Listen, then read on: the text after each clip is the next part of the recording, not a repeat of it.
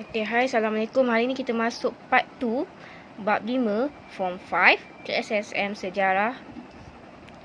Okay, tentang pembentukan Malaysia. Sekarang kita masuk 5.4 pula, langkah pembentukan Malaysia. Okay, sebelum ni kita dah belajar pasal ada yang menyokong, ada yang tak menyokong. Kalau dalam Malaysia, siapa yang menyokong dari segi PTM, Persatuan Tanah Melayu masa tu majoritinya menyokong UMNO untuk bergabung dengan Tanah Melayu, dengan Sabah, Sarawak, Singapura dan Brunei masa tu. Tapi masa tu Brunei tak jadi kan. Lepas tu Sarawak ada yang menyokong, ada yang menentang dan ada juga yang menentang. Dan akhirnya dia menyokong. Sabah ada yang menyokong, ada yang menentang. Lepas tu ada yang menentang dan akhirnya dia menyokong pula.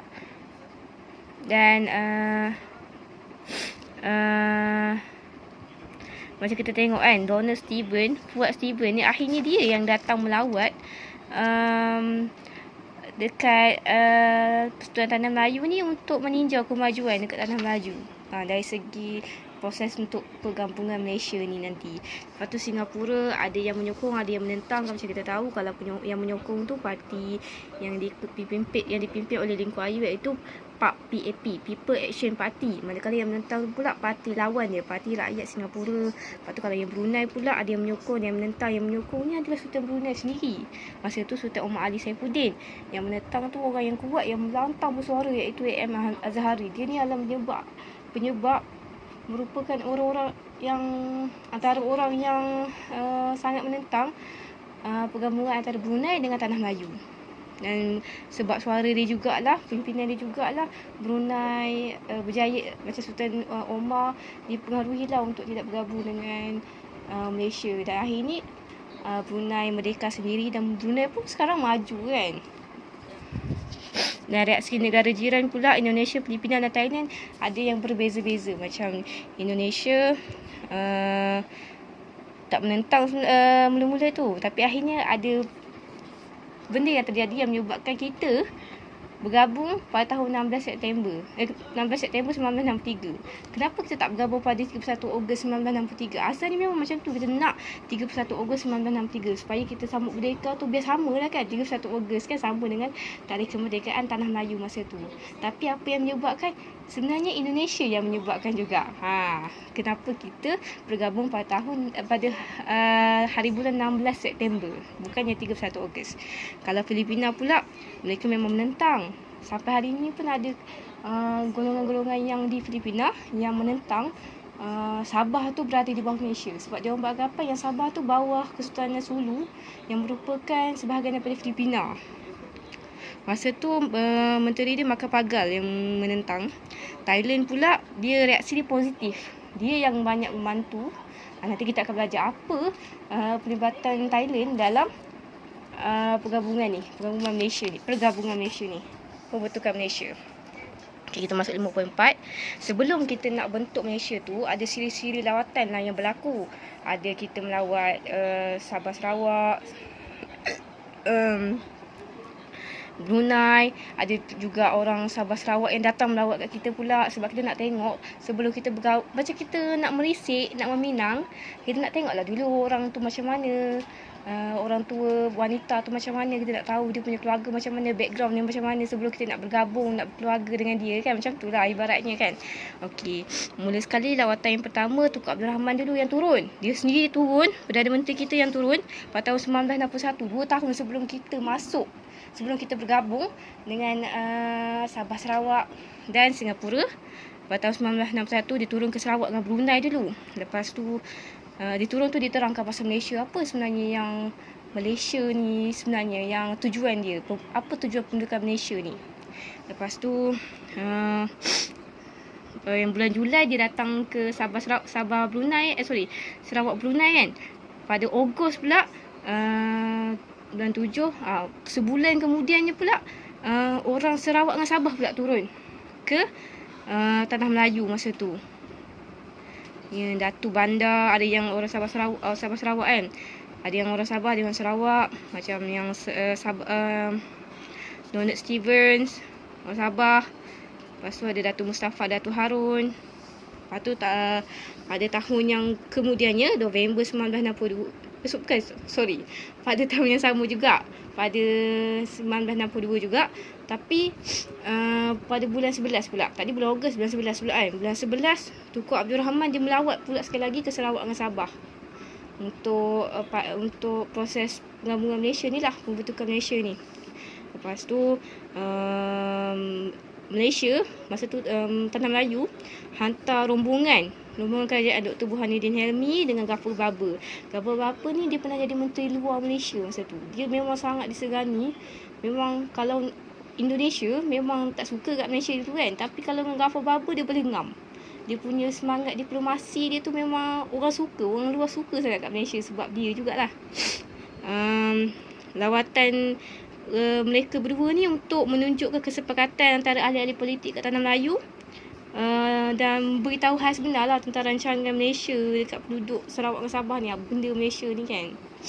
Okey, dan sebab bukan sesuatu yang senang tau kita nak bergabung dengan negara ni kan. Kita nak kahwin pun banyak proses je kan, merisik, meminang, bertunang, berkahwin kan. Lepas tu ada kenduri semuanya kan. Jadinya kalau nak negara lagi lah, apatah lagi kan. Masa tu satu Jawatan Kuasa Setiakawan Malaysia dibentuk. Jawatan Kuasa Setiakawan Malaysia, JSKM. Dia ni ditubuhkan oleh ahli Parlimen Commonwealth di Singapura pada 23 Julai 1961. Tujuannya adalah untuk meyakinkan penduduk Sarawak dan Sabah tentang pembentukan Malaysia. Kenapa tak ada Singapura kat sini? Sebab asalnya Malaysia ni tak nak include pun Singapura, tapi Singapura yang macam beria-ria macam tu lah. Kita memang nak Sarawak Sabah dan menyediakan ruang perbincangan bagi mendapatkan kata sepakat terhadap pembentukan Malaysia. Tak adalah kita syok sendiri. Dia macam diplomasi adalah juga apa orang panggil, demokrasi lah. Dia bercadangkan, kita bercadangkan. Ruang perbincangan, kita boleh bincang sama-sama mesyuarat apa yang kita nak daripada pembentukan Malaysia ni kan.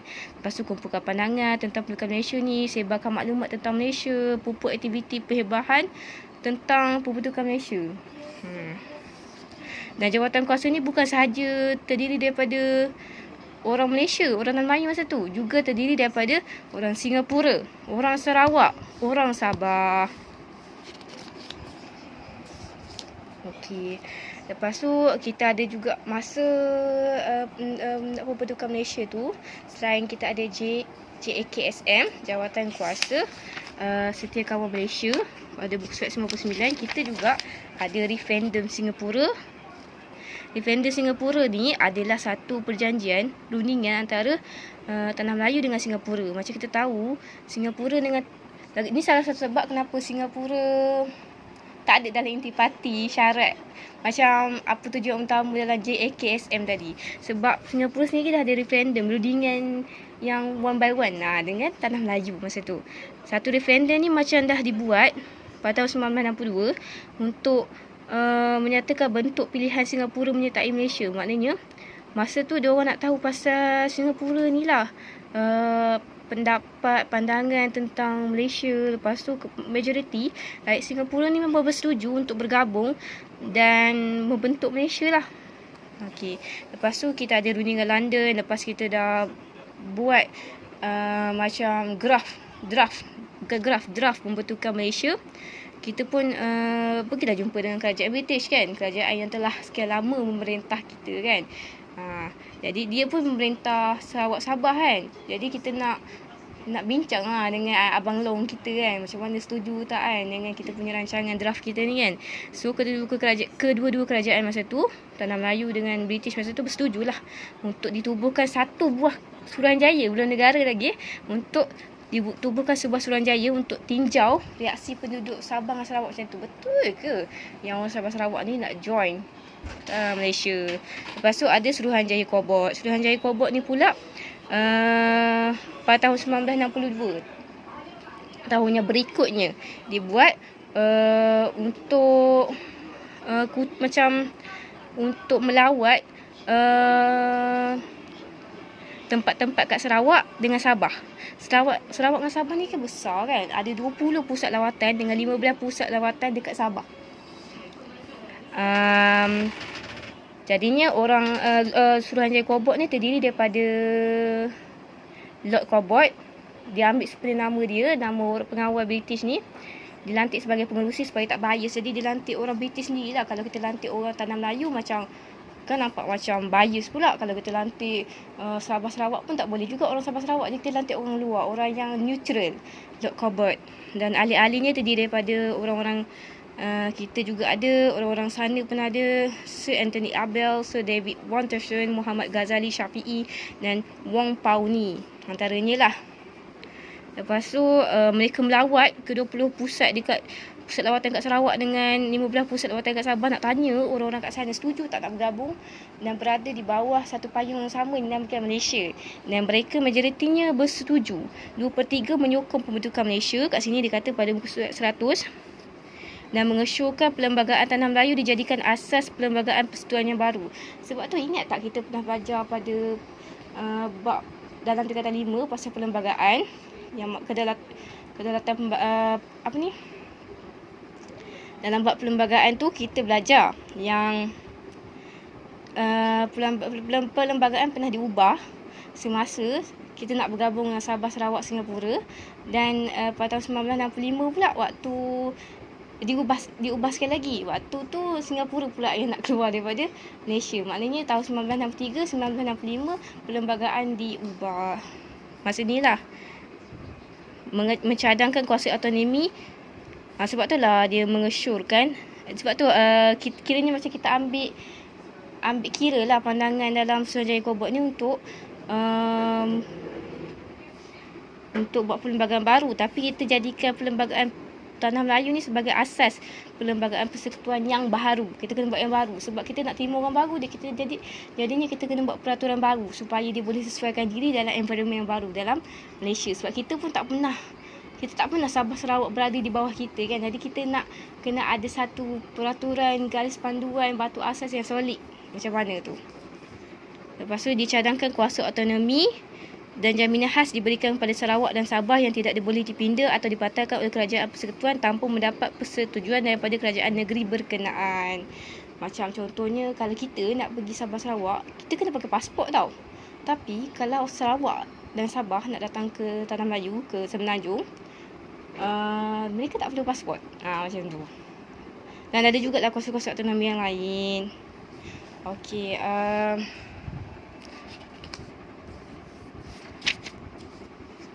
lepas tu kita ada juga JAK, Jawatan Kuasa Antara Kerajaan.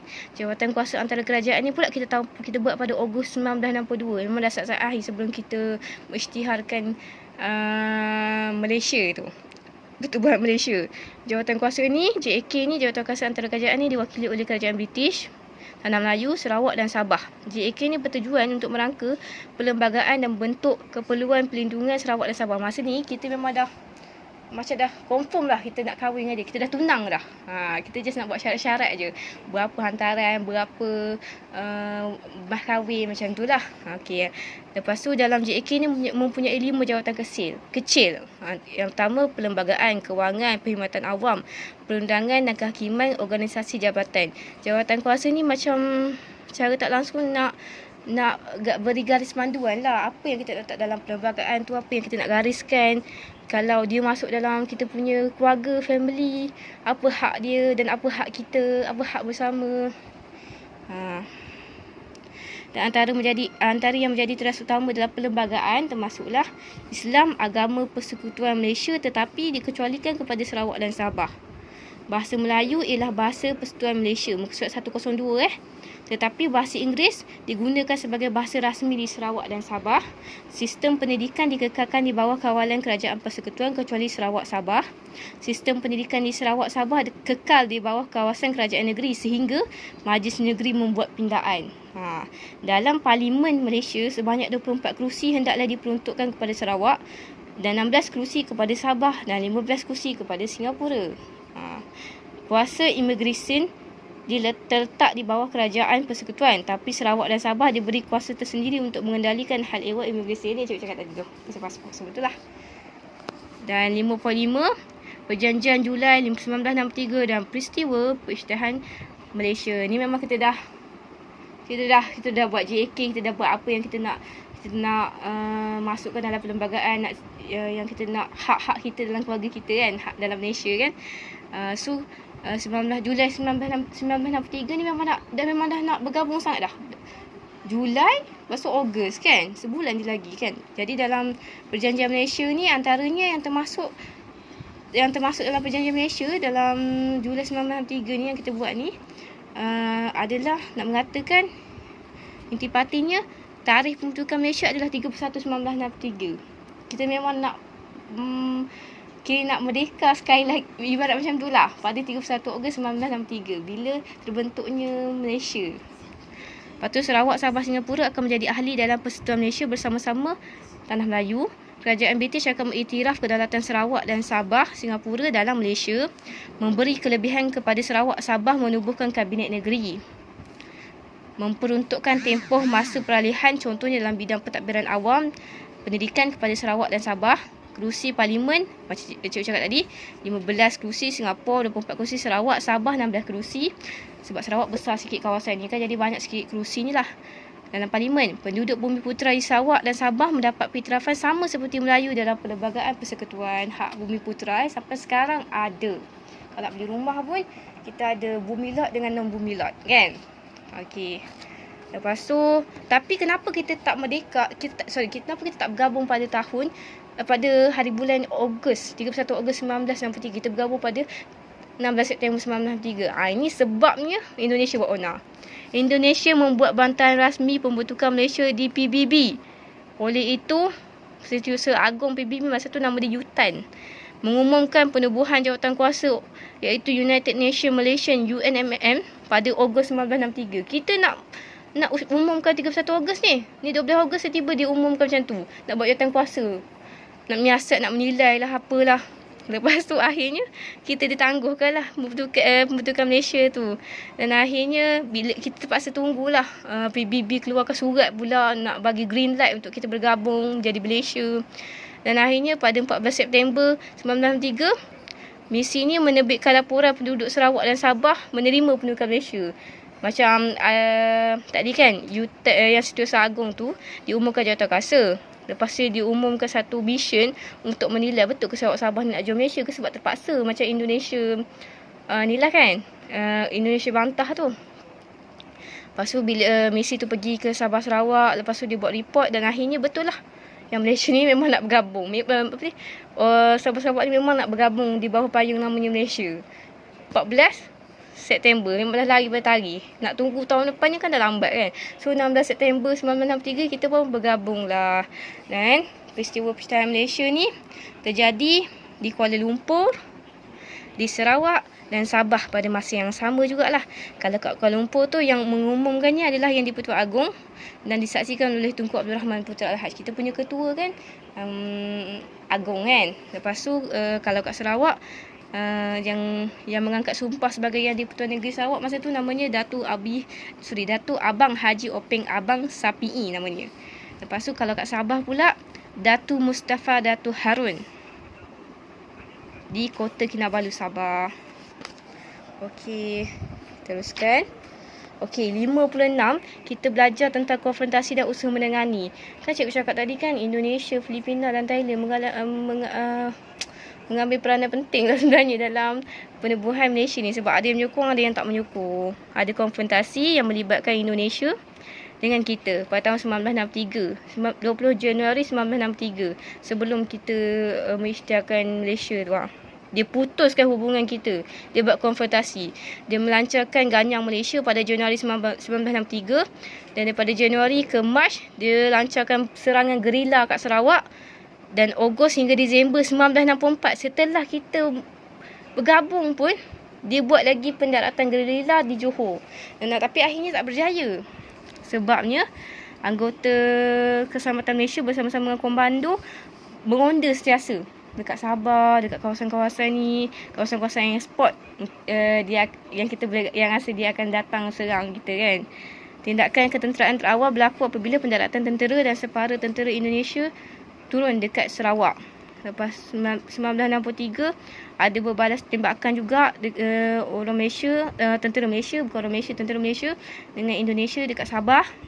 1964 ni dah bergabung Yang tadi pun, yang berbalas tembakan tadi pun Disember 1963. Kita dah bergabung dah masa tu. Still mereka tak puas hati. 1964 September. Ni setahun kemudian pun pendaratan seramai 30 orang gerila Indonesia dekat Johor. Tapi 30 orang saja. Macam ni memang misi berani mati sebenarnya. Tak tahu kenapa kerajaan Indonesia hantar juga. Tapi dia hantar 30 orang sahaja. Dan akhirnya ditahan lah oleh tentera Malaysia masa tu. Lepas tu akhirnya Dr. Ismail, kita punya pengawal kerajaan masa tu, membawa isu serangan ni ke dalam Majlis Keselamatan PBB. Dan dia katalah kita Malaysia mengambil penekanan yang walaupun kau provok kita orang Indonesia, kita orang tak akan ubah penyerang kita orang. Kita orang still akan handle semua ni dengan aman. Walaupun nak hantar tentera gerila ke apa, kita orang tak akan serang balik. Kita orang akan still remain diplomatik. Macam tu Malaysia. Malaysia ni cool je. Okay, so tapi kita tak nak lah benda ni berlanjutan kan. Sebab nyawa orang kan, melibatkan orang kampung yang duduk macam kat Johor tu kan. Okay, sebab dia serang dekat kampung-kampung tau. Dekat kawasan kampung. Kiranya macam bahaya. Memanglah ada tentera, tapi nyawa-nyawa rakyat masa tu kan. Lepas tu langkah menyelamatkan konfrontasi pun dilakukan dan dipimpin oleh Muhammad Ghazali Syafi'i. Pertama, usaha awal dilakukan bila Setiausaha Agong yang Yutan tadi, PBB tadi, diutuskan wakil dia untuk berunding dengan kerajaan Indonesia dengan Tanah Melayu. Dia jadi orang tengah lah. Lepas tu Presiden Makapagal masa tu dekat Manila pun kita hantar wakil juga, Muhammad Ghazali Syafi'i, untuk Muhammad Ghazali Syafi'i ni Kementerian Luar Negeri kita masa tu, untuk berunding. Sebab Manila pun macam tak suka juga tau dengan pertubuhan Malaysia masa tu. Lepas tu Tunku Abdul Rahman pun dia terima undangan Sukarno, Presiden Indonesia masa tu, dekat Tokyo. Macam nak berbaik balik lah macam tu. Lepas tu Tunku Abdul Razak masa tu pun dia pergi Manila untuk selesaikan konfrontasi ni. Lepas tu orang Indonesia, Menteri Luar Indonesia masa tu, Dr. Subandu pun datang juga dekat Manila. Tapi still macam tumbak ambing juga lah kan. Lepas tu Tunku Abdul Rahman masa tu, Perdana Menteri kita sendiri pergi sekali lagi Presiden pergi lagi mesyuarat bersama Presiden Sukarno dengan Presiden Makapagal. Kiranya 3 orang penting dalam 3 negara ni. Perdana Menteri kita, Perdana Menteri Presiden Indonesia dan Filipina pergi dekat pergi kat mesyuarat ni untuk iktiraf lah pembentukan Malaysia. Macam nak buat mesyuarat lah kan? Tak nak lah bergaduh-gaduh konfrontasi lagi kan. Tahun Ogos 1963. Lama tau mesyuarat ni dekat Manila, 31 Julai hingga 5 Ogos 1963. Lama lah, Julai ke Ogos kan. Lepas tu akhirnya rundingan Malaysia, Indonesia dan Filipina yang berlangsung pada tahun 1964. Yang ni dekat dua sesi tau sampai tau. Punyalah susah. Dekat Manila tak settle lagi. Terpaksa berlanjutan dekat Bangkok dengan Tokyo untuk bincangkan hal Malaysia ni. Dan akhirnya adalah sikit sinar-sinar bahagia masa tu. Thailand memang ni lah tugas Thailand. Dia anjurkan persidangan ni untuk baikkan kita semula, orang-orang negara dekat rantau ASEAN ni kan. Lepas tu masa tu dekat Indonesia ada peralihan kuasa. Macam Sukarno jatuh, lepas tu Suharto naik. Jadinya benda tu sikit sebanyak membantulah untuk kita menamatkan konfrontasi antara kita dengan Indonesia. Sebab masa tu Indonesia yang paling ganas sebenarnya, sampai hantar gerila untuk serang kita kan. Lepas tu Indonesia pada tahun 1966 akhirnya setahun lepas jatuhnya kepimpinan tu, dia isytiharkan penamatan konfrontasi antara Indonesia dengan Malaysia. Dan Tunku Abdul Razak akhirnya sign lah persetujuan normalisasi hubungan Indonesia dengan Malaysia di Jakarta pada 11 Ogos 1966. Macam Manila, lepas kita bersidang dekat Thailand tu, dia dah okey sikit dah. Macam dia bersetuju lah kan. Tapi Indonesia masih tak lagi. Sebab Sukarno agak keras sikit dia punya pandangan tu. Dia tak setuju dengan Malaysia.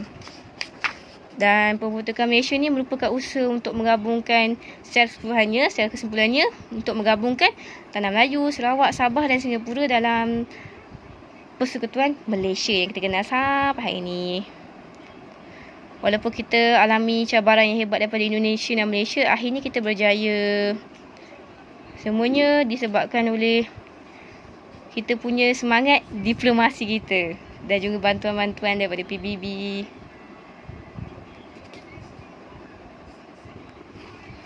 Dan sebagainya. Okey, kalau ada soalan boleh tanya kat Telegram ya. Terima kasih. Assalamualaikum.